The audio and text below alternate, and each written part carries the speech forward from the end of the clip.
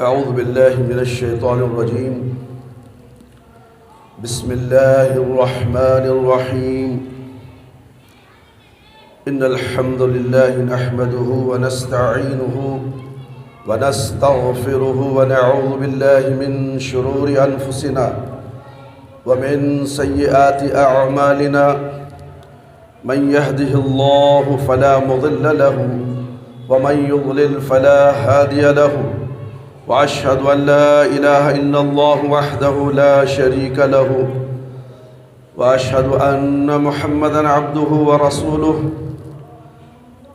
أعوذ بالله السميع العليم من الشيطان الرجيم من همزه ونفخه ونفسه. بسم الله الرحمن الرحيم. يا أيها الذين آمنوا اتقوا الله حق تقاته ولا تموتن إلا وأنتم مسلمون. يا أيها الناس اتقوا ربكم الذي خلقكم من نفس واحدة وخلق منها زوجها وبث منهما رجالا كثيرا ونساء. واتقوا الله الذي تساءلون به والأرحام إن الله كان عليكم رقيبا. يا أيها الذين آمنوا اتقوا وقولوا قولا سديدا يصلح لكم أعمالكم ومن يغفر لكم ذنوبكم ومن يطع الله ورسوله فقد فاز فوزا عظيما.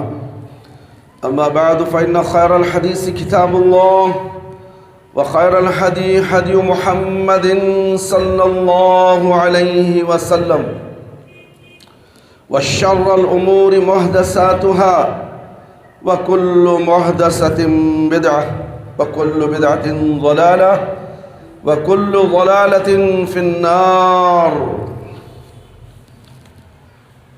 محترم دوستو، بزرگوں، ساتھیوں اور خواتین اسلام، آج یوم الجمعہ یعنی عید المومنین ہے. یعنی یہ عید مسلمانوں کے لیے عید المومنین کہلائی جاتی ہے اور اسی کی قدر مسلمان نہیں کرتا. رمضان ہو، بقرعید ہو، بڑا جوش دکھایا جاتا ہے کہ آج عید الفطر ہے، عید الاضحیٰ ہے، نئے نئے کپڑے، خوشیاں، اللہ اکبر. مگر ان دونوں سے بھی زیادہ بڑی عید عید المومنین ہے. معلوم ہے آپ کو؟ اکثر مسلمانوں کو اس کا علم نہیں ہے میرے بھائی، میرے دوست. یہ اصلاح معاشرہ ہے. جمعہ کے دن اپنے گناہوں کو ٹٹولنے کا دن ہے. اپنے گریباں میں منہ جھانک کر اپنی دینداری کا جائزہ لینے کا دن ہے کہ ہفتے سے ایک ہفتے تک ہم نے کیا کیا گناہ کیے. اللہ اکبر. کتنے نمازیں ہم نے چھوڑی اور کتنے چھوٹے گناہ اور کتنے بڑے بڑے گناہ ہم نے کیے. آئیے میرے بھائی، میرے دوست اور خواتین اسلام، ہمیں جاننے کی کوشش کرتے ہیں کہ اللہ رب العالمین کیا فرماتے ہیں. گناہوں کو معمولی نہ سمجھیں، گناہوں کو معمولی نہ سمجھیں. اللہ تعالیٰ نے اس دنیا میں انسانوں کو اس لیے بھیجا کہ وہ نیک کام کرے اور برے کاموں سے بچے تاکہ اس کی بنائی ہوئی جنت کے مستحق بنے، جہنم کے نہیں میرے بھائی. مگر اکثر لوگوں کی زندگی نیک کاموں سے زیادہ برے کاموں اور گناہوں میں بسر ہوتی ہے. بعض لوگ یہ سمجھتے ہیں کہ اللہ تعالیٰ غفور الرحیم ہے، وہ ہمارے گناہوں کو بخش دے گا. کیسے بخش دے گا؟ تمہیں گناہ کرتے جاؤ، نافرمانیاں کرتے جاؤ، اللہ کی فرما برداری کو تمہیں توفیق ہی نہیں ہوتی. اللہ کی فرما برداری کیا ہے جاننے کی بھی کوشش تم نہیں کرتے، تو پھر گناہ کیسے بخشتے جائیں گے میرے بھائی؟ وہ یہ بھول جاتے ہیں کہ اللہ تعالیٰ جہاں غفور الرحیم ہے، وہ شدید العقاب بھی ہے. وہ سورہ مومن ارشاد غافر الذنب وقابل التوب شدید العقاب ذی الطول، سورہ مومنین آیت نمبر 3. گناہوں کو معاف کرنے والا، توبہ کرنے والا، سخت سزا دینے والا، فضل و کرم کرنے والا ہے. سورہ مائدہ میں ارشاد ہوا ہے اعلموا ان اللہ شدید العقاب وان اللہ غفور الرحیم، سورہ مائدہ آیت نمبر 98 تم یقین جانو کہ اللہ سخت سزا دینے والا ہے، سخت سزا دینے والا ہے، اور اللہ بڑی مغفرت اور بڑی رحمت والا بھی ہے۔ اس لیے کہ مومن کو چاہیے جہاں وہ اللہ کی رحمت سے امید رکھتا ہو، اللہ کے عذاب سے بھی ڈرتا رہے۔ اللہ کی رحمت سے امید کا یہ مطلب بھی نہیں کہ گناہوں پر گناہ کرتے چلے جائیں، احساس تک نہ ہو، اللہ اکبر، بلکہ اس کی رحمت سے امید کا تقاضا بھی یہی ہے کہ زیادہ سے زیادہ نیکیاں کی جائیں، چھوٹی سے چھوٹی نیکی کو حقیر نہ سمجھا جائے، فوراً لپکنے کی کوشش کریں۔ کیا معلوم تھوڑی دیر کے بعد آپ کی روح قبض ہونے والی ہے، آپ اس دنیا کو چھوڑنے والے ہیں۔ ساری دھن دولت، کار بنگلے، 4 بیویاں، 2 بیویاں، 1 بیویاں، نہ جانے تم کیا کیا دنیا میں کرتے ہو، نیکی سے پیچھے ہٹتے ہو اور کہتے ہو کہ ہاں میں ٹناٹن مسلمان ہوں۔ کہاں کے مسلمان ہو تم؟ کیا تم نے آج فجر کی نماز پڑھی؟ تو پھر مسلمان کہیں کے دکھاوے کے مسلمان۔ کان کھول کر سن لو اے مسلمانوں کی جماعت، جب تک تم 5 وقتہ نماز نہ پڑھ لو، یہ اللہ کی عبادت نہ کر لو اور پیارے نبی صلی اللہ علیہ وسلم کی اطاعت اور فرما برداری نہ کر لو، کامیابی نہیں ملنے والی۔ اگر تم نماز بھی پڑھو کچھ فائدہ ہونے والا نہیں۔ یہ 3 کام تمہارے سے نہیں ہو رہے، نماز نہیں ہوتی، اللہ کی اطاعت نہیں ہوتی، پیارے نبی صلی اللہ علیہ وسلم کی فرما برداری اور ان کی شریعت پر چلنا تمہیں پسند نہیں ہے، تو پھر تمہاری نماز، تمہارا حج، تمہارے روزے، تمہارے نیکیاں، تمہارے صدقات کس کام کی؟ یہ فیصلہ تم کرو۔ میرے بھائی، میرے دوست، حسن بصری رحمۃ اللہ علیہ فرماتے ہیں مومن اللہ تعالیٰ سے حسن ظن اور اچھے بدلے کی امید رکھتا ہے، اس لیے وہ اچھا عمل کرتا رہتا ہے۔ فاجر، بدکار اللہ کے بارے میں برا گمان کرتا ہے اور برے بدلے کی امید رکھتا ہے، اس لیے برا عمل کرتا رہتا ہے۔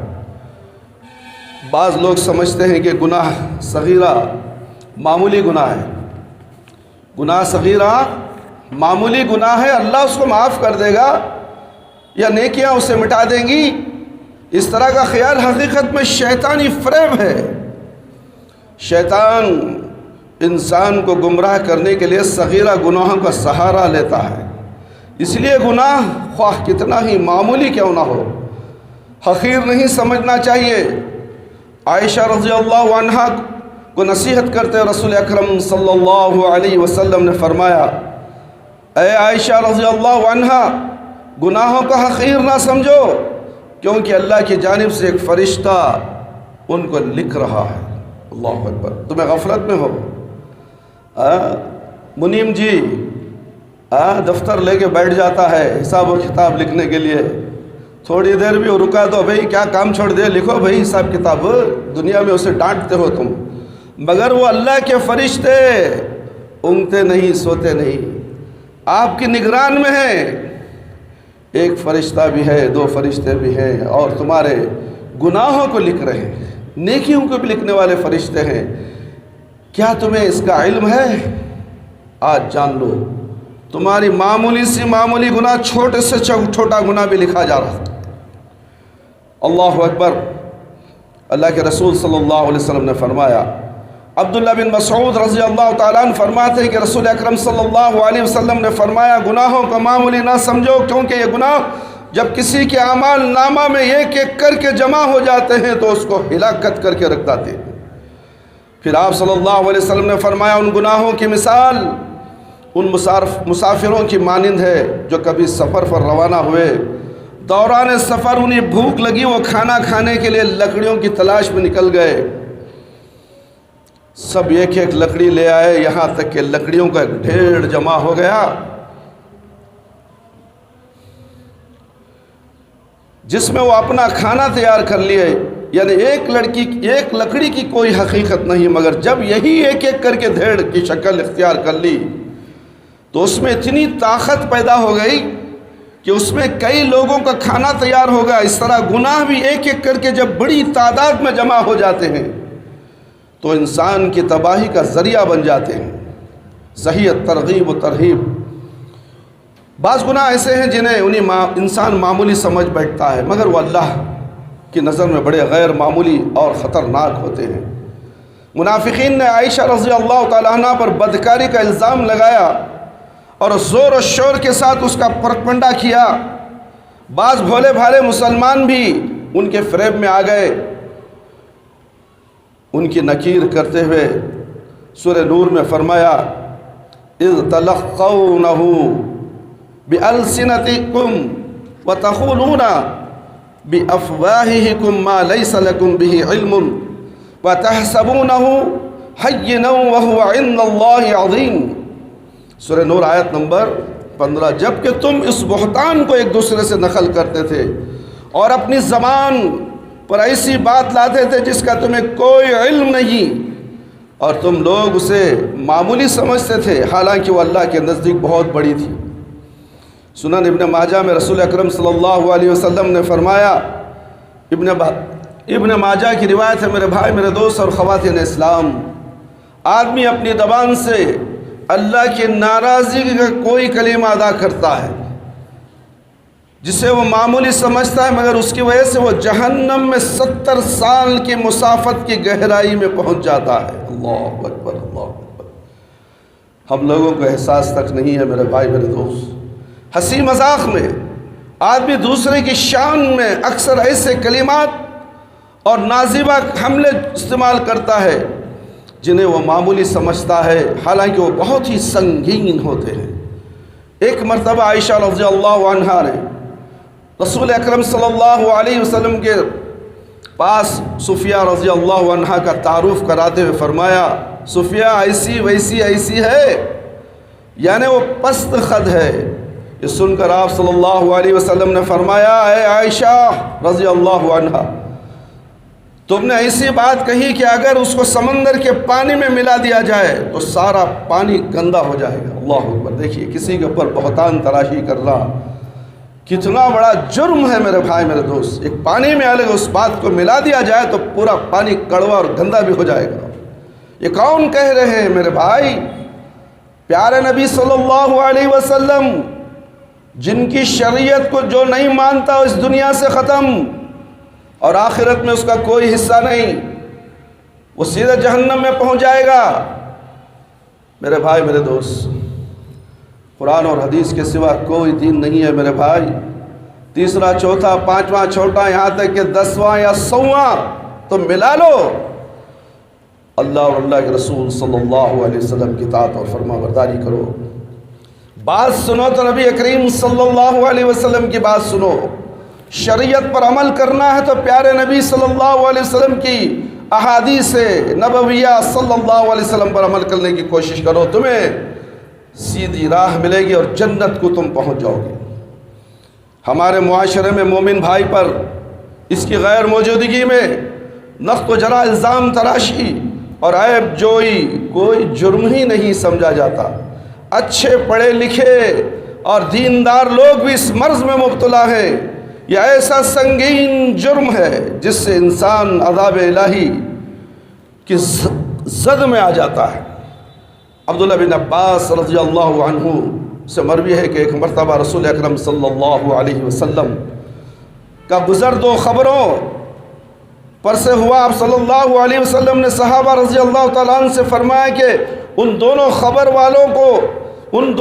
والوں پر عذاب ہو رہا ہے۔ فرمایا یہ کسی بڑی بات کی وجہ سے نہیں، ان میں سے ایک وہ ہے جو لوگوں کی چغلی کیا کرتا تھا، اور دوسرا پیشاب کے خطروں سے نہیں بچتا تھا۔ بھولے بھالے مسلمان، ہم کسی کو کہتے ہیں کہ آؤ بھائی نماز پڑھ لو، حضرت پیشاب کی پاکی نہیں۔ اللہ اکبر۔ یہ مسلمان ہے؟ صبح و شام گندا رہتا ہے، پیشاب کے خطرے اپنے پائنچے میں اپنی پیاٹ میں اپنی ناروں میں رانوں میں لگا کر گھومتا ہے پھرتا ہے، کھڑ کے پیشاب کر دیتا ہے، جہاں چاہے پیشاب کر دیا اور زب لگایا نکل کے چلا گیا، اسے احساس نہیں کہ ان خطروں کی وجہ، چھینٹوں کی وجہ سے میرے بھائی، ایک چھینٹ اگر تمہاری ران میں تمہارے کپڑے میں لگ جائے، خبر میں اس کا عذاب ہونے والا ہے۔ اس کے بعد بڑے بڑے گناہ تو الگ بات ہے، معمولی پیشاب کے خطرے سے تم نہیں بچ سکتے تو پھر تم کس کی عبادت کرتے ہو؟ کس کے راستے پہ چلتے ہو؟ دین کہاں سے لیتے ہو؟ اگر دین جہاں سے لینا ہے تمہیں معلوم ہو جائے تو ان تمام چیزوں کی احتیاط تم کرنے لگ جاؤ گے، اور پاک صاف رہتے ہوئے ہر وقت وضو میں رہو گے، اور نماز کا وقت ہوا، حی علی الصلاۃ حی علی الفلاح، مسجد کی طرف دوڑو گے، مگر تمہارے پاؤں تو مسجد کی طرف اٹھتے ہی نہیں۔ شیطان نے تمہارے پیروں پر زنجیریں کس دی ہیں تاکہ تمہارے پیر نہ اٹھ سکے اور تم میرے ساتھ جہنم میں چلو۔ میرے بھائی غور کرو، کرونا آ گیا، خوف و ہراس پیدا ہو گئی لوگوں میں، اب میری موت ہونے والی ہے، کب میرا نمبر آ رہا ہے؟ ارے نمبر آنے کے بعد، اس کے بعد جو معاملہ ہے، کیا اس کی تیاری تم نے کی؟ یہ تو موت آئے گی چلے جاؤ گے، اس کے بعد زندہ ہونا ہے تمہیں، خبر میں اٹھایا جائے گا، عذاب عذاب عذاب۔ کیا اس کی تیاری تم نے کی ہے؟ کرونا تمہارے دماغوں میں بیٹھ گیا ہے، یہ کرونا کچھ نہیں۔ اللہ رب العالمین سے ڈرو۔ کرونا کی وجہ سے تم نے نمازوں کو چھوڑ دیا، قرآن کی تلاوت کرنا چھوڑ دی، ایک دوسرے سے محبت نہیں، پیار و محبت تمہیں معلوم ہی نہیں ہے کیا چیز ہے، نفرتیں، عداوتیں، بغض، نہ جانے کیا کیا تم نے بھرا ہوا ہے۔ اتنا بڑا عذاب کبھی سنا تم نے؟ لاکھوں کی تعداد میں انسانوں کو نگلا جا رہا ہے، یہ سوائے اللہ رب العالمین کے حکم کے سوا کسی کا حکم نہیں ہے، یاد رکھ لو۔ تم سمجھتے کیا ہو؟ پھر بھی مسجدیں خالی، کیا تم نماز گھر میں پڑھتے ہو؟ اللہ اکبر، اللہ رب العالمین جانتا ہے تمہارے دلوں کو، تمہارے اندر تھوڑی سی بھی بات تم نے جنم لی، اسے بھی اللہ رب العالمین پہلے ہی جان لیتا ہے۔ میرے بھائی، میرے دوست، انسانوں کے ساتھ ہمدردی کا تھوڑا سا جذبہ آج بھی پایا جاتا ہے، مگر بے زبان جانوروں کے ساتھ ہمدردی کو دین کا حصہ سمجھنے والے لوگ بہت کم ہیں۔ جبکہ صحیح مسلم کی روایت سے معلوم ہوتا ہے کہ ایک عورت اس وجہ سے جہنم کا لقمہ بنی کہ وہ بھوکی بلی کو اپنے گھر میں باندھ کر رکھی تھی، یہاں تک کہ اس کی موت واقع ہو گئی۔ میرے بھائی، میرے دوست، یہ کرونا انسانوں کو پکڑ رہا ہے، جانوروں کو پکڑ رہا ہے۔ جانوروں میں بھی تو اللہ رب العالمین نے جان رکھی ہے، پرندوں میں بھی جان رکھی۔ ارے سوچو انسانو، تم تو اشرف المخلوقات ہو، اگر تمہارا نام اس میں ہے تو تم مرو گے ضرور، بچو گے نہیں۔ جب جانور بچ رہے ہیں، گھوم رہے پھر رہے ہیں، زمین کا چن کر کھا رہے ہیں وہ لوگ، جانور مخلوق اللہ تعالیٰ کی مخلوقاتوں میں سے، اور تم ہے کہ ڈرتے ہو۔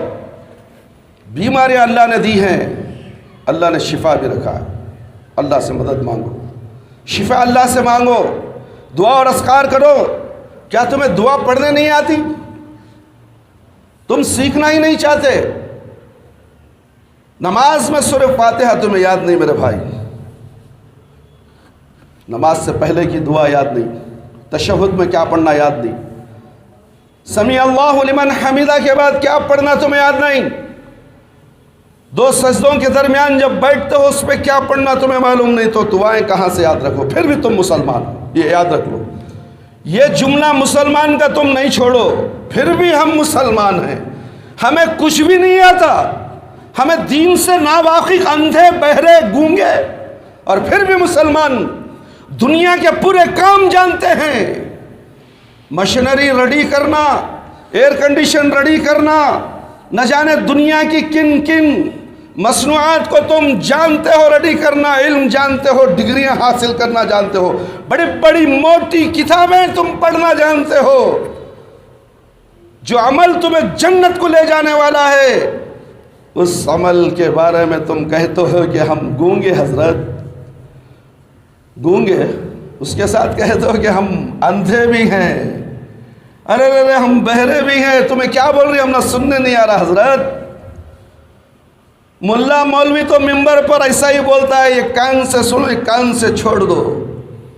کیا یہ مسلمانی ہے جسے دیکھ کے شرمائے یہود؟ شیطان تمہیں دیکھ کر شرماتا ہے۔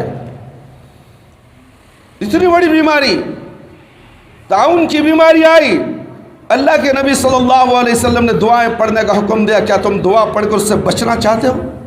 نہیں۔ تم فجر کی نماز پڑھنا چاہتے ہو؟ نہیں۔ اللہ اکبر۔ اس بیماری میں بھی پوری گلی سناٹا، پورا ہگڑے نگر کرفیو میں لگا ہوا ہے۔ کرونا سے کرفیو نہیں، فجر کی نماز سے کرفیو۔ اللہ اکبر، اللہ اکبر۔ ہر مسجد سے آواز آ رہی ہے، الصلاۃ خیر من النوم۔ زور زور سے مسجدوں میں آواز آ رہی ہے مؤذن کی۔ اس کا جواب دینے والا یہ مسلمان، جو کرونا کی بیماری سے ڈرنے والا یہ مسلمان، نہ اسے نماز کا خوف، نہ اللہ رب العالمین کا خوف۔ اگر اس میں موت آ گئی تو اللہ رب العالمین کے سامنے مجھے چہرہ دکھانا ہے اور میرے اپنے حسابوں کا بدلہ چکایا جائے گا، مجھے جہنم رسید کر دیا جائے گا، نہ مجھے بچانے کے لیے کوئی نہیں آئے گا۔ الصلاۃ خیر من النوم۔ اللہ اکبر۔ نیند سے بہتر نماز ہے۔ اور تم سوتے ہو بستروں میں، بیویوں کے پہلو میں، موت نہیں آ جاتی، اذان ہو گئی، بیوی کے پہلو سے الگ ہو جاؤ، بسترے کو لات مارو، گھر کو لات مارو۔ کیوں؟ میرے اور آپ کے پیارے نبی صلی اللہ علیہ وسلم نے کہا، میرے نہیں، آپ کے بھی، ساری دنیا کے، سارے انسانوں کے، رحمت للعالمین۔ کیا کہتے ہیں معلوم؟ جب اذان ہو گئی، وہ گھر جہنم کا گڑا ہے، اور وہ بستر آگ کا بچھونا ہے، اور اسی میں سونا ہے، تو پھر مرنے کے بعد بھی اسی آگ کے بچھونے میں سونا ہے۔ کیا تمہیں منظور؟ کیا تمہیں منظور ہے؟ تو پھر یہ مسلمان بولنا چھوڑ دو۔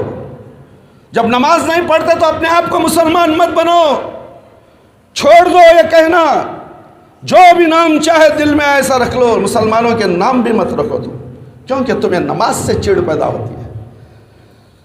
اللہ رب العالمین سب سے پہلے ہمیں نماز کی توفیق دے، اس کے بعد جب تم فجر پڑھ لو، اس کے بعد دعا کرو اللہ رب العالمین سے، بسم اللہ الذی لا یضر مع اسمہ شیء فی الارض ولا فی السماء وهو السمیع العلیم۔ 3 مرتبہ یہ دعا پڑھو، انشاءاللہ مغرب تک تمہیں کوئی بیماری لائق نہیں ہوگی، کوئی موذی بیماری تمہیں ٹچ بھی نہیں کرے گی، اگر الا ماشاءاللہ اگر اس میں تمہاری موت ہے تو۔ موت کے علاوہ جتنے بھی بیماریاں ہیں، اس دعا کو پڑھنے کی وجہ سے اللہ کے حفظ و امان میں تم آ جاتے ہو۔ کیا تمہیں اللہ کا حفظ و امان نہیں چاہیے؟ کرونا کی دوا نہیں میرے بھائی، دعا ہے، دعا دعا دعا پڑھو۔ اللہم اذہب حرہا و بردہا و مرضہا، 3 کلمات میرے بھائی، کوئی مائی کا لال، ہر جمعہ بولتا ہوں میں، کوئی مائی کا لال چاہے ان پڑھ ہو چاہے پڑھا لکھا ہو، اس مسجد میں آ کر وہ دعا سیکھنے کے نہیں آیا۔ اس سے بے غیرت ہے کوئی؟ اس سے بے غیرت ہے؟ کیا سب کے سب ان دعاؤں کو جانتے ہو؟ نہیں جانتے۔ جاننے کی کوشش کریں، ہاتھ اٹھاؤ، کتنے لوگوں کو یہ دعا ہے بتاؤ اس مجلس کے اندر؟ اللہم انی اعوذ بک من البرص والجنون والجذام ومن سیء الاقسام، اللہم عافنی فی بدنی، اللہم عافنی فی سمعی، اللہم عافنی فی بصری، لا الہ الا انت، لا الہ الا انت سبحانک انی کنت من الظالمین۔ ہے کوئی مائی کا لال اس کو پڑھنے والا؟ پڑھو۔ نہیں پڑھنے آتا، وقت نکالو، وقت تمہارے پاس نہیں ہے۔ فرشتوں کے پاس بھی وقت نہیں ہے، موت آئے گی تو وقت نہیں دیا جائے گا، فوراً تمہیں دبوچ لیا جائے گا، نکل اے بد نصیب، اے منحوس، 60 سالہ زندگی ہم نے تجھے دی تھی، اللہ رب العالمین نے تجھے 60 سال زندگی دی تھی، کیا کیا تو؟ فرشتے اس وقت آ کر کہیں گے برے لوگوں سے، اے منحوس روح، میرے بھائی کیا انجام ہوگا اس وقت؟ وہ آن کی آن میں وہ گھڑی ہر ایک شخص کے ساتھ ہونے والی ہے، کوئی اس سے بچنے والا نہیں۔ میں بڑا عالم، میں بڑا متقی، میں ایک بڑا پرہیزگار نہیں، دیکھو ٹٹولو میں کہاں تک متقی ہوں، کہاں تک پرہیزگار ہوں، کہاں تک اللہ سے ڈرنے والا ہوں، کہاں تک میں نبی کریم صلی اللہ علیہ وسلم کی سنتوں پر عمل کرنے والا ہوں۔ جب مصیبت آتے ہیں تو دعاؤں کا احترام کرنے والا ہوں، دعاؤں کو پڑھنے والا ہوں، ذکر و اذکار کرنے والا ہوں، اللہ رب العالمین کے سامنے آ کر ہاتھ اٹھا کر دعا کرنے والا ہوں۔ تمہیں مسجد کے پاس کھڑے ہوتے ہو، مسجد کے آزو بازو رہتے ہو، اذان ہوتی ہے، تمہیں جوں تک نہیں ہوتے کہ اللہ پکار رہا ہے، اللہ رب العالمین تمہارے کانوں میں آواز پہنچاتے ہیں، اللہ اکبر اللہ اکبر اللہ اکبر اللہ اکبر۔ اگر کوئی گاہک آ جائے تمہارے کان کھڑے ہو جاتے ہیں، کیا بھائی کیا کر کو دینا، لاؤ جلدی، اللہ اکبر۔ یہ مسلمان ہے تم؟ ارے مسلمان، نماز کے وقت جو کام کرتے ہو اللہ اس میں برکت نہیں دیتا، یاد رکھ لو، نماز 2-4 رکعت پڑھ لو، پھر کام پہ لگ جاؤ، اللہ مالا مال کر دے گا، اللہ آپ کو برکتوں سے نوازے گا، ورنہ تو بیکار ہے تمہاری زندگی، مسلمان کہنا بیکار ہے۔ اللہ اور اللہ کے رسول صلی اللہ علیہ وسلم کی تعلیمات پر عمل کرو میرے بھائی، دعاؤں کو پڑھو، بیماری دور ہونے والی دعاؤں کے ذریعے سے۔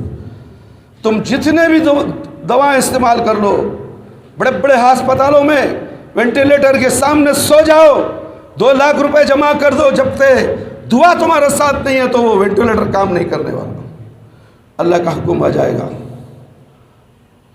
اس کا آکسیجن بند کر دو، معاملہ ختم میرے بھائی میرے دوست۔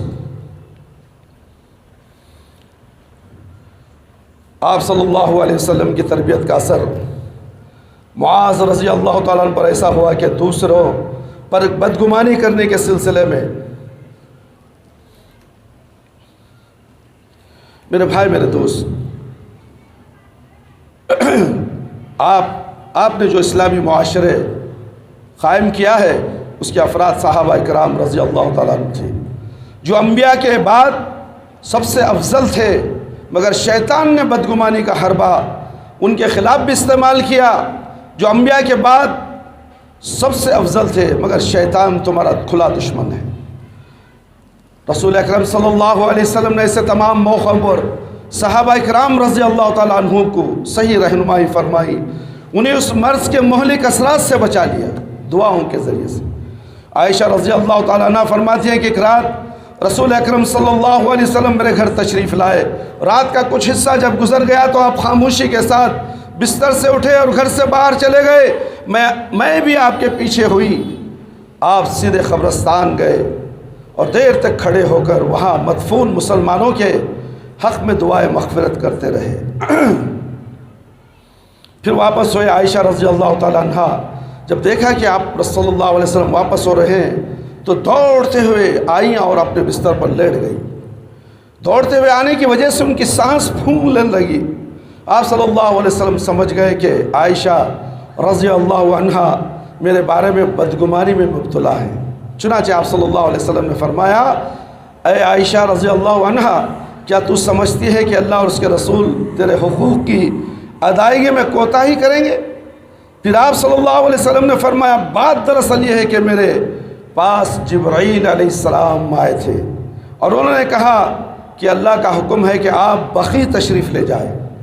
بقیع تشریف لے جائیں یعنی مسلمانوں کے قبرستان جو مدینہ منورہ میں ہے، اور وہاں مدفون مسلمانوں کے حق میں دعائیں مغفرت کریں۔ مسلم کی روایت ہے، جابر بن عبداللہ رضی اللہ عنہ سے مروی ہے کہ معاذ بن جبل رضی اللہ تعالیٰ عنہ رسول اکرم صلی اللہ علیہ وسلم کے ساتھ نماز پڑھے، پھر اپنی قوم میں جا کر ان کی امامت کرتے تھے۔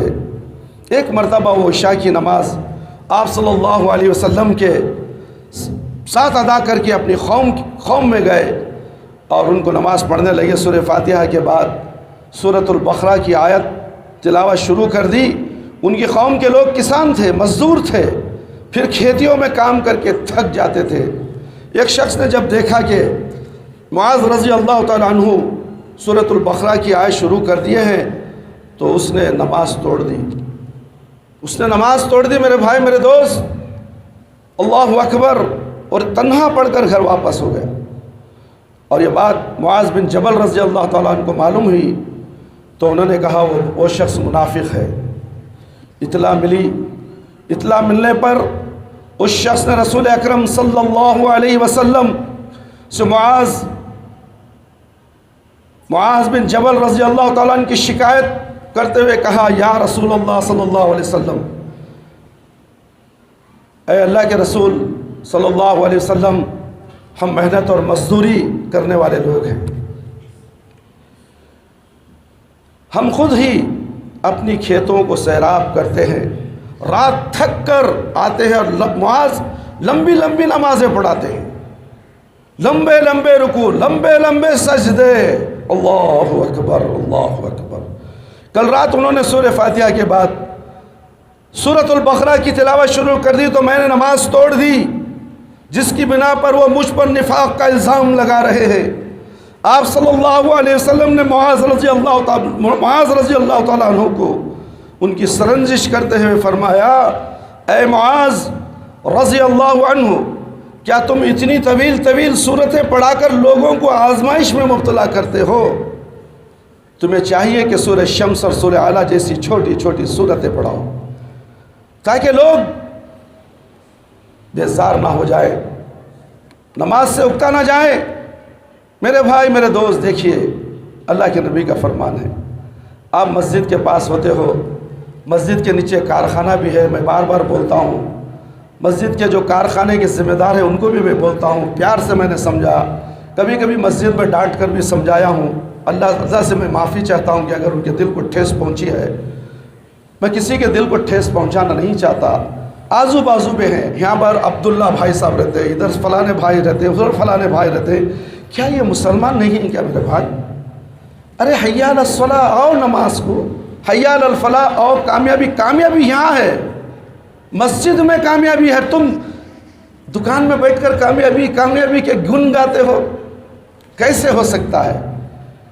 تھوڑی دیر کے لیے دیکھیں، اب لمبی نماز نہیں پڑھنے کا حکم دیا گیا ہے، کیا 4 رکعت 10 منٹ میں ہوتی ہے، نماز پڑھے، سلام پھرنے کے بعد جاؤ اپنے کاروبار میں پھیل جاؤ، اللہ رب العالمین برکت ڈالنے والے ہیں اس میں، روزی دینے والے اللہ، اور تم اپنے ہتھوڑیوں کو، اپنے سزل کو، اپنے پانوں کو، اپنے اسکرو ڈرائیور کو، اپنے کٹن پلر کو خدا سمجھ بیٹھے ہو، اللہ سمجھ بیٹھے ہو، یہ ہتھیار، یہ میرے روزی کے ہتھیار، اللہ اکبر، یہ تمہارے روزی کے ہتھیار نہیں، روزی دینے والا اوپر بیٹھا ہے، بس تم کام کرتے ہو میرے بھائی میرے دوست۔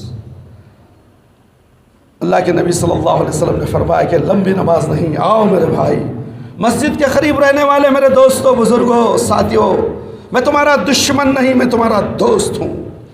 مسجد کو آباد کرنے کا ذمہ تمہارے اوپر ہے، اور تم ہی مسجد سے دور ہو جاؤ تو باہر کے لوگ کہاں سے آئیں گے؟ مسجد کو آباد کرنا تمہارے اوپر ہے، کیونکہ مسجد کے پڑوس میں تم ہو۔ کل قیامت کے دن تم میں پوچھا جائے گا، مسجد تقویٰ سے حی علی الصلاۃ حی علی الفلاح کی آواز گونجتی تھی اور تمہارے کان میں جوں تک نہیں رہی، آج تمہارے کان میں شیش پگھلا کر ڈالا جائے گا۔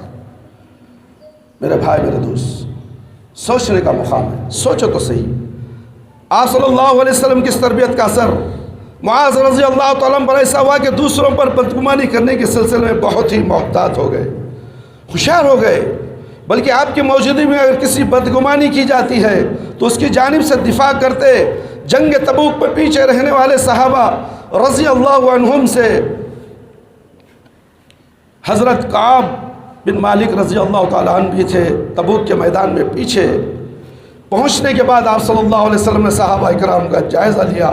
کعب بن مالک رضی اللہ تعالیٰ عنہ کو اس جنگ میں ناپا کر لوگوں سے ان کے بارے میں دریافت کیا۔ ایک شخص نے کہا ان کو ان کی طاقت کہ غرور اور دولت کے نشے نے اس جنگ میں شریک ہونے سے روک رکھا ہے۔ یہ سن کر معاذ رضی اللہ تعالیٰ عنہ فوراً اس شخص کی نکیر کی اور کہا بئس ما قلت، تو نے کیا مسلمان کے تعلق سے کیا ہی بری بات کہی ہے۔ پھر آپ صلی اللہ علیہ وسلم نے رسول اکرم صلی اللہ علیہ وسلم سے کہا اے اللہ کے رسول صلی اللہ علیہ وسلم، ہم نے ان کو ہمیشہ بہتر پایا، ہم ان کے بارے میں حسن ظن رکھتے ہیں، ممکن ہے کسی مجبوری کی وجہ سے اس جنگ میں شریک نہ ہوئے ہوں۔ یہ سن کر آپ صلی اللہ علیہ وسلم خاموش رہے۔ یہ مسلم کی روایت ہے، میاں بیوی کے تعلقات میں بگاڑ کی اکثر وجہ بدگمانی ہوا کرتی ہے، بسا اوقات طلاق اور خلا کی نوبت بھی آ جاتی ہے۔ سعودی عرب کی ایک رپورٹ کے مطابق سعودیہ میں 40% طلاق فسق نکاح کے واقعات میاں بیوی کے ایک دوسرے پر بدگمانی کے نتیجے میں پیش آتے ہیں۔ اسی لیے آپ صلی اللہ علیہ وسلم نے میاں بیوی کو ایک دوسرے سے حسن ظن سے کام لینے کا حکم دیا ہے اور بلا وجہ گمانی کرنے سے منع فرمایا ہے۔ ابو ہریرہ رضی اللہ تعالیٰ عنہ فرماتے ہیں کہ ایک شخص آپ صلی اللہ علیہ وسلم کے پاس آیا، اپنی بیوی کی پاک دامانی پر شک کرتے ہوئے کہنے لگا میری بیوی نے ایک سیاہ بدصورت بچہ جنم دیا ہے، حالانکہ ہم دونوں خوبصورت ہیں۔ آپ صلی اللہ علیہ وسلم سمجھ گئے یہ شخص اپنی بیوی پر بدگمانی کر رہا ہے۔ آپ صلی اللہ علیہ وسلم نے پوچھا کہ کیا تمہارے پاس اونٹ ہے؟ اس نے کہا ہاں میرے پاس بہت سے اونٹ ہیں۔ آپ صلی اللہ علیہ وسلم نے پوچھا کہ ان کا رنگ کیسا ہے؟ اس نے کہا سب کے سب لال رنگ کے ہیں۔ آپ صلی اللہ علیہ وسلم نے پوچھا کیا ان میں کوئی سیاہ رنگ یعنی کالے رنگ کا نہیں ہے؟ اس نے کہا ہاں ان میں ایک سیاہ رنگ کا بھی ہے۔ آپ صلی اللہ علیہ وسلم نے پھر اس سے پوچھا کہ ان سرخ اونٹوں میں سیاہ رنگ کا یہ اونٹ کہاں سے آ گیا؟ آپ صلی اللہ علیہ وسلم نے فرمایا تب یہ بھی ممکن ہے کہ تمہارے یا تمہارے بیوی کے خاندان میں کوئی سیاہ رنگ کا ہو اور تمہارے اس بچے میں بھی اس کی شبہات آ گئی ہو۔ اس آدمی کو بات سمجھ میں آ گئی۔ اللہ اکبر، کتنا پیارا انداز تھا پیارے نبی صلی اللہ علیہ وسلم کا سمجھانے کا۔ کالوں سے نفرت کرتے ہو، آج امریکہ کے اندر یہی حال ہے، کارے اور گولوں کی لڑائی ہے، گورے کالوں کو مار رہے ہیں۔ یہ کیا ہے میرے بھائی؟ نسل پرستی ہے۔ اللہ نے ہر ایک کو بنایا ہے، بنانے والا رب العالمین۔ ہم کیوں آپس میں ایک دوسرے کو کالا کہیں، نکتا کہیں، گڈا کہیں، نہ جائے کن کن برے الفاظ سے ہم لوگوں کو پکارنے لگ جاتے ہیں۔ مت پکارو برے ناموں سے مت پکارو، اس لیے کہ ان برے ناموں سے قیامت کے دن پکارا جائے گا۔ تمہارے اچھے نام اللہ نے رکھے ہیں، اچھے نام رکھو۔ کسی کا نام عفان ہے، کہتے ہو افو، ارے اس کی کیا افو ہے؟ یہ کیا افو ہے؟ پورا نام نہیں معلوم۔ اللہ اکبر، رزاق ہے تو رزو، نہ جانے نام کو تم نے بگاڑ دیا۔ سراج نام ہے، سراج لسی ہو جاتا ہوں۔ ارے کیا یہ نام ہے؟ دیکھو نیچے جا کر، میں نے کئی بار سنا اس کا نام کیا بھی ان کا اصل ہے، سراج الدین ہو سکتا ہے۔ سراج پکارو، سراج، نہ جانے کن کن ناموں سے تم ناموں کو بدل کے رکھ دیتے ہو۔ تو اس لیے ناموں کو بدلو مت۔ اللہ نے جو تمہیں نام دیے ہیں، تمہارے پیدائش سے لے کر تمہارے مرنے کے بعد بھی تمہارے کو تمہارے باپوں کے نام سے پکارا جائے گا۔ معلوم ہے نسل باپ سے چلتی ہے، ماں سے نہیں چلتی۔ ماں کی نسل چلنے والی یہودیوں کے پاس ہے، یہودی ماں کو اپنی طرف لیتے ہیں، مگر اللہ کے نبی صلی اللہ علیہ وسلم، اللہ کا حکم ہے کہ باپوں کے نام سے نسل چلتی ہے۔ اور تم سمجھتے نہیں ہو، سمجھو تو صحیح میرے بھائی میرے دوست۔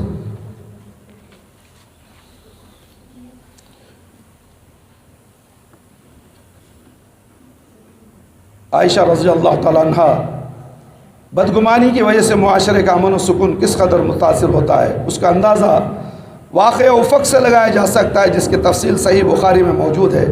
آپ صلی اللہ علیہ وسلم کا معمول تھا کہ جب کسی طویل سفر میں روانہ ہوتے، ازواج مطہرات میں کسی ایک کو اپنے ساتھ لے جاتے۔ غزوہ بنو مصطلق میں آپ صلی اللہ علیہ وسلم کی ہمراہ عائشہ رضی اللہ تعالیٰ عنہ تھی۔ جنگ سے واپسی میں مدینے کے قریب ایک جگہ اسلامی لشکر، عائشہ رضی اللہ تعالیٰ عنہ قضائے حاجت کے لے گئیں، واپس آنے میں تاخیر ہو گئی کیونکہ ان کے گلے کا ہار گم ہو گیا تھا۔ اس کی تلاش میں تاخیر ہو گئی۔ جب واپس آئیں تو دیکھا کہ لشکر جا چکا ہے۔ پھر وہ لوٹ کر آئے، آئے گا، اس خیال سے وہ وہیں بیٹھ گئی، اتنے میں ان کی آنکھ لگ گئی۔ کچھ دیر کے بعد وہاں سے صفوان بن معطل رضی اللہ عنہ کا گزر ہوا۔ انہوں نے ام المؤمنین عائشہ رضی اللہ تعالیٰ عنہ کو حجاب کے احکام نازل ہونے سے قبل دیکھا تھا۔ عائشہ رضی اللہ تعالیٰ عنہ بھی پہلی نظر میں پہچان گئے اور ان کی زبان سے انا للہ و انا الیہ راجعون نکلا۔ یہ الفاظ جیسے ہی عائشہ رضی اللہ تعالیٰ عنہ کے کان میں پڑے، اس کی آنکھ کھل گئی۔ وہ فرماتی ہیں کہ اللہ کی قسم، صفوان نے مجھ سے کوئی بات نہ کی، نہ ان کی زبان سے انا للہ کے علاوہ کوئی اور کلمہ نکلا۔ انہوں نے اپنی سواری میں بٹھا دی، میں اس پر سوار ہو گئی، وہ اونٹ کی نکیل تھامے پیدل چلتے رہے۔ سامنے نہیں بیٹھے، پیچھے بیٹھے۔ آج اس کو میں کوئی چھوکری ملی تو پیچھے بیٹھو، میں چھوڑا تو اللہ۔ سوچو آج کا نظام کیسا ہے، پیچھے بیٹھو میں چھوڑا تو، میں تمہارے بھائی کے جیسا، تمہارے چچا کے جیسا۔ اللہ اکبر، یہ رشتے تمہیں کس نے کہا کہ ایسے رشتے لگا لو؟ کیا تمہاری وہ حقیقی بہن ہے جس سے تمہیں پردہ کرنے کا حکم دیا ہے، تم بٹھاتے ہو، کہتے ہو نہیں ہمارے چچے کے جیسا، پرواہ نہیں، آؤ ماں، آؤ حضرت، آؤ حضرت، ہمارے بابا کے جیسا تمہیں گھراں کے اندر داخل۔ ارے سود خور، یہ ناہنجر، تم جس کے پاس چٹی کو پیسے لیتے ہو، سود کو 2000-3000 لیتے ہو، تمہارے گھر کا مالک بن بیٹھ جاتا ہے۔ شوہر گھر سے باہر پیسہ وصول کرنے کے بے دھڑک گھر میں گھس جاتا ہے۔ وہ یہ کون؟ یہ تمہارا کیا لگتا ہے؟ تم نے اس کے پاس سود کو پیسے لیے، سب چیزیں جائز ہو گئی اس کے لیے۔ سود حرام ہے، عورت کا پردہ جائز ہو گیا اس کے لیے۔ سوچو تو صحیح میرے بھائی، میرے دوست۔ اس کے بعد عائشہ رضی اللہ تعالیٰ عنہ کو صفوان بن معطل کے ساتھ تنہا آتے دیکھا تو بدگمانی کرنے لگے، اور عائشہ رضی اللہ تعالیٰ عنہ پر بدکاری کا الزام لگایا اور زور و شور سے اس کا پرکپنڈا کیا۔ سارے مدینے میں یہ بات پھیل گئی، بعض سادہ لوگ مسلمان بھی شیطانی فریب کا شکار ہو گئے۔ عائشہ رضی اللہ تعالیٰ عنہ پر لگائے گئے الزام کی تائید کرنے لگے۔ رسول اکرم صلی اللہ علیہ وسلم، صحابہ اکرام رضی اللہ تعالیٰ عنہ سب پریشان تھے، سب پریشان تھے میرے بھائی۔ یہاں کوئی پریشان ہونے کے لیے تیار نہیں۔ کیوں؟ بھان کے جیسا، بھائی کے جیسا، چچا کے بیٹے کے جیسا، نہ جانے کیا کیا تم لگاتے ہو۔ یہاں دیکھو پریشان ہے، کون کون پریشان ہے؟ اللہ اکبر، دیکھو تو صحیح، کسی کی سمجھ میں کچھ نہیں آ رہا تھا کہ کیا جائے۔ مدینے کی فضا آلودگی ہو چکی تھی۔ آپ صلی اللہ علیہ وسلم اس سلسلے میں کبھی علی رضی اللہ تعالیٰ عنہ سے، تو کبھی اسامہ بن زید رضی اللہ تعالیٰ عنہ سے مشورہ کرتے۔ اللہ کے نبی مشورہ کرتے، حکم جاری نہیں کیے، اور تم ملا مولوی نہ جانے کن کن کی باتوں کو سن کر دین چھوڑ دیتے ہو، دین کا راستہ بدل دیتے ہو۔ یہاں پیارے نبی صلی اللہ علیہ وسلم صحابہ اکرام سے اس بڑے تہمت کی وجہ سے مشورہ کر رہے ہیں۔ غیب کا علم رکھنے والے پیارے نبی، تم سمجھتے ہو، اگر سمجھتے تھے تو کیوں اللہ کے نبی صلی اللہ علیہ وسلم مشورہ لیتے؟ ذرا غور تو کرو میرے بھائی، اللہ کے نبی کو غیب کا علم نہیں؟ دیکھو یہاں پر کیا بات ہو رہی ہے۔ عائشہ رضی اللہ تعالیٰ عنہ پر تہمت لگ گئی۔ اللہ کے نبی صلی اللہ علیہ وسلم علی رضی اللہ تعالیٰ عنہ سے، اسامہ بن زید رضی اللہ تعالیٰ عنہ سے مشورہ کرتے، کبھی بریرہ رضی اللہ عنہ تو کبھی انصار المہاجرین کے اجلاء صحابہ سے رائے طلب کرتے ہیں کیا کیا جائے، مگر کوئی حل کسی کے سمجھ میں نہیں آ رہا تھا۔ سب عاجز، مسلسل 1 مہینہ تک یہی کیفیت رہی۔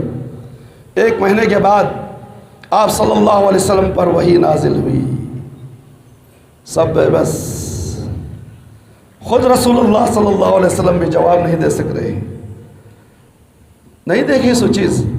آج بابا کہنے جاؤ، بابا بولتا تیری جورو وہاں کھڑی ہوتا، ارے کیا بھی بہت پہنچے ہوئے ہستی، بابا سب معلوم ہوگا بابا کو۔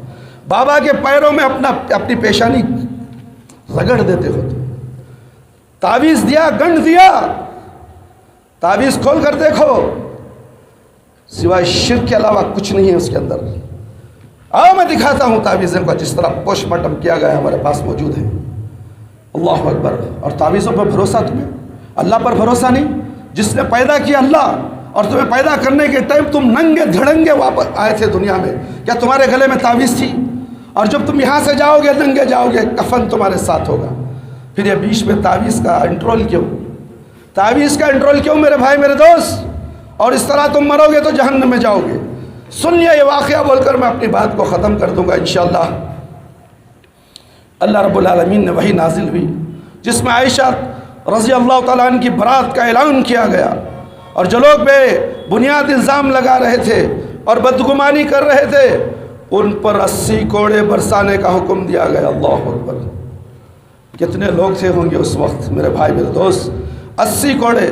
ساتھ ہی مسلمانوں کو یہ تعلیم دی گئی، لولا اذ سمعت ظن المؤمنون والمؤمنات بانفسهم خیرا وقالوا هذا افک مبین، سورہ نور آیت نمبر 12۔ اسے سنتے ہی مومن مردوں عورتوں نے اپنے حق میں نیک گمانی کیوں نہ کی اور کیوں نہ کہہ دیا کہ یہ کھلا سری بہتان ہے۔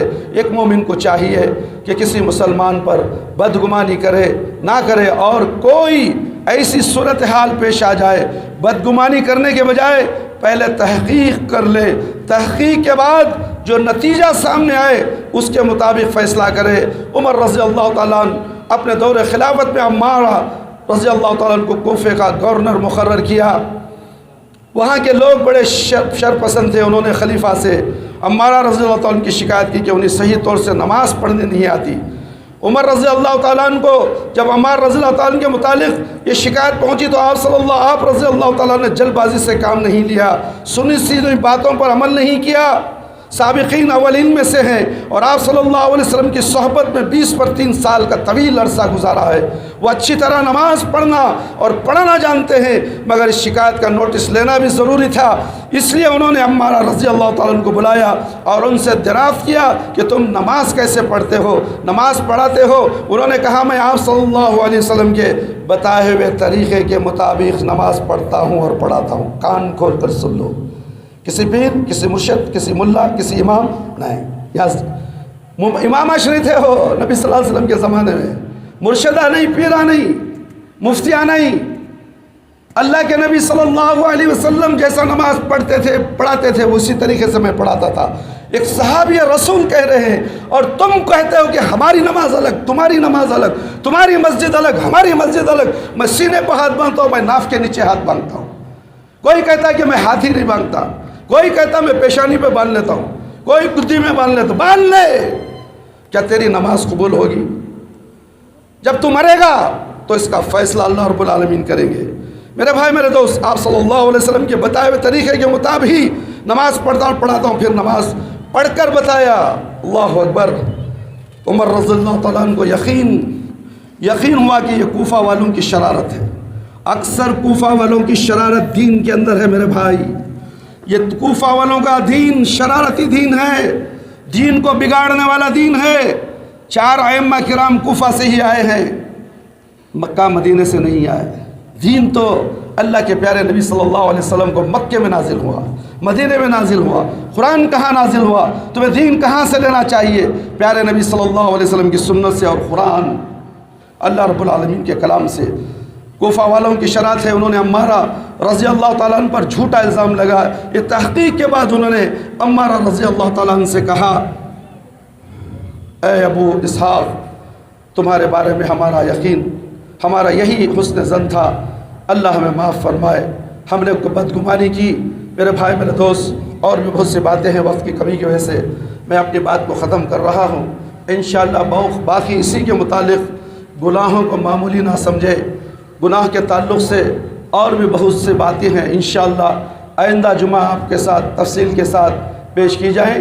آپ اللہ کے لیے مسجدوں کو آباد کریں، مسجد کو آئیں، اللہ سے مدد مانگے۔ اللہ رب العالمین ہی اس بیماری کو دور کرنے والا ہے۔ بیماری سے ڈر کر نمازوں کو نہ چھوڑے میرے بھائی، ذکر و اذکار کو نہ چھوڑے۔ خوف و ہراس تو پیدا ہوا ہے، خوف و ہراس کے موقع پر اللہ کے نبی صلی اللہ علیہ وسلم نے ہمیں دعائیں سکھائی۔ یونس علیہ السلام مچھلی کے پیٹ میں تھے، دعا مانگے، اللہ نے ان کو باہر لا لیا۔ ابراہیم علیہ السلام کو آگ میں پھینکا گیا، حسبنا اللہ و نعم الوکیل، انہوں نے دعا مانگی، اللہ نے ان کو آگ سے بچا لیا۔ ایسے بہت سے انبیاء کرام، صحابہ کرام سے واقعات ہمارے آنکھوں کے سامنے قرآن حدیث کی شکل میں موجود ہے۔ ہم دعا کا اہتمام کریں، نمازوں کا اہتمام کریں، اللہ سے مدد مانگے۔ کوئی بیماری تمہیں پکڑنے والی نہیں۔ آپ آرام سے کام کرو، آرام سے کھاؤ پیو، آرام سے گھروں میں رہو، اللہ کی زمین میں روزی تلاش کرو، مگر نماز کے بعد، دعا و اذکار کے بعد اپنی حفاظت اللہ کے حوالے کرتے ہوئے، اللہ کی پناہ میں جاتے ہوئے دنیا میں پھیل جاؤ روزی کمانے کے لیے۔ اس کے بعد دیکھو تمہیں کوئی کسی کا بال تمہارا بیگا بھی نہیں کر سکے گا۔ اللہ تعالیٰ سے دعا ہے اللہ تعالیٰ مجھے اور آپ تمام کو ان تمام قرآن اور حدیث کی باتیں سن کر اس پر زیادہ سے زیادہ ہم سب کو اس پر عمل کرنے کی توفیق عطا فرمائے۔ اللہ تعالیٰ میرے اور آپ کے کبیرہ صغیرہ گناہوں کی مغفرت فرما دے۔ اے اللہ اس کرونا بیماری کو اللہ جلد سے جلد اس دنیا سے اس کا خاتمہ فرما دے۔ ہر انسان، ہر مسلمان، ہر عورتیں، ہر بچے سب پریشان ہیں میرے پروردگار۔ ہم رب العالمین تیرے سامنے گڑ گڑاتے ہیں، روتے ہیں، اپنے گناہوں کی مغفرت مانگتے ہیں، توبہ بھی کرنے کے لیے تیار ہیں میرے پروردگار۔ ہماری لاج رکھ لے، مسلمانوں کی لاج رکھ لے میرے پروردگار۔ یہ کلمہ گو ہیں، لا الہ الا اللہ محمد الرسول اللہ پڑھنے والے ہیں، آج ہدایت نہیں کل انہیں ہدایت مل جائے گی۔ اللہ ان کے لیے تو رحم فرما، سب کے لیے رحم فرما، سارے عالم کے مسلمانوں پر رحم فرما، اہل محلہ کے مسلمانوں پر رحم فرما، اہل خانہ کے مسلمانوں اور بیوی بچوں پر رحم فرما میرے پروردگار۔ اس بیماری کا خاتمہ جلد سے جلد فرما۔ اے اللہ ہم سب کو نمازی بنا دے، پکا سچا پکا مسلمان بنا دے اور 5 وقت نماز پڑھنے والا بنا دے۔ اے اللہ ہماری نمازوں میں خشوع اور خضوع عطا فرما، ہماری جائز دعاؤں کو قبول فرما لے۔ اے اللہ شرک سے بچا لے، بدعت سے بچا لے۔ اے اللہ ہم سب کو صراط مستقیم پر چلا دے۔ اے اللہ ہمارے والدین رشتہ دار اس دنیا سے جا چکے ہیں، اے اللہ اگر وہ قابل رحم ہے، قابل مغفرت ہے تو اے اللہ ان کی مغفرت فرما دے، ہماری بھی مغفرت فرما دے۔ کیا معلوم ہماری موت کب آ جائے۔ اے اللہ ہمیں بھی جنت الفردوس میں اعلیٰ سے اعلیٰ مقام میں جگہ عطا فرما۔ اے رب العالمین تو رحم کرنے والا ہے۔ اے اللہ قبر کے عذاب سے بچا لے، جہنم کی آگ سے بچا لے، قبر کے سوالات آسان کر دے، قبر کی تاریکی کو روشن بدل دے، میدان حشر میں رسوائی سے بچا لے۔ اے اللہ ہمیں موت دے تو ایمان کی حالت میں موت دے، جب ہماری روح ہمارے جسم سے نکلے اے اللہ ہماری زبان پر کلمہ لا الہ الا اللہ محمد الرسول اللہ جاری رہے۔ ربنا تقبل منا انك انت السميع العليم وتب علينا انك انت التواب الرحيم سبحان ربك رب العزة عما يصفون وسلام على المرسلين والحمد لله رب العالمين۔ یا حی یا قیوم برحمتک استغیث۔